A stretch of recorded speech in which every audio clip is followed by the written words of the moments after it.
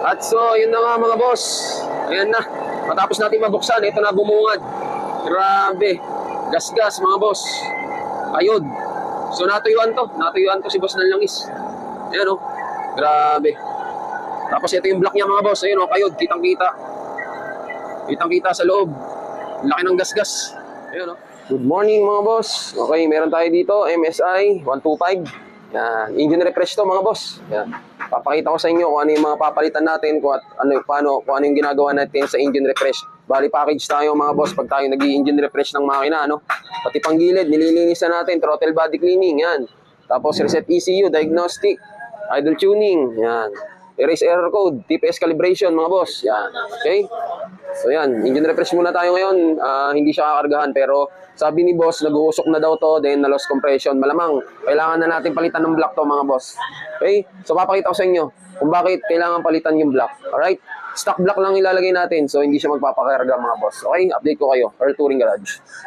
Okay mga boss, update tayo dito sa ginagawa natin na Mio Soul IGT, no mga boss. So yun na, yung nag-loss compression. So yun na mga boss, isang indikasyon na kailangan ng palitan itong kanyang piston sa buong block dahil yan, no.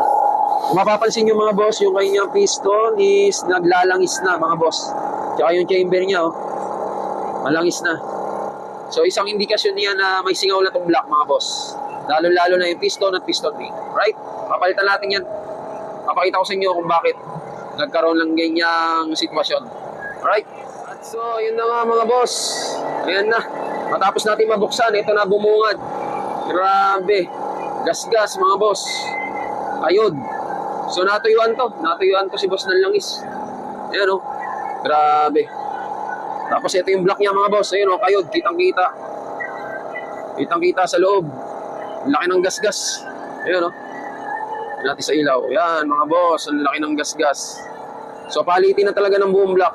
Kaya na-loss compression. Okay? Grabe. Kaya ingatan nyo yung mga motor nyo sa langis. Naku po. Ayan o, gastos to. Palit tayo ng buong block, mga boss. Isang set na. Alright? Mio Soul IGT, mga boss. Gas-gas. Ayan, grabe. Ang totong mga boss. Ang barbula ng Mio Soul IGT. Yan, napalitan na natin ng ano mga boss, ng block. Bagong block yan mga boss. Okay? Tapos ito yung kagabi. Dami mga totong. Ayan o. Kumapit na.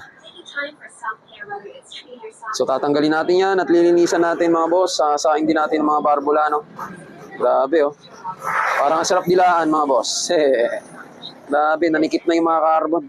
Ito pa isa. Ito naman isa exhaust mga boss. Yun o, grabe o. My goodness. Kumbaka sa ngipin, mga tartar. Agoy! Mamaya, papakita ko sa inyo yung pag nalinisan na yan, kung ano yung tsura mga boss. Alright? Okay, update ko kayo. Okay mga boss. Ito, papakita ko sa inyo, yung nalinisan na yung mga barbula. Ayan o. Yan yung kalinis yan, dapat mga boss.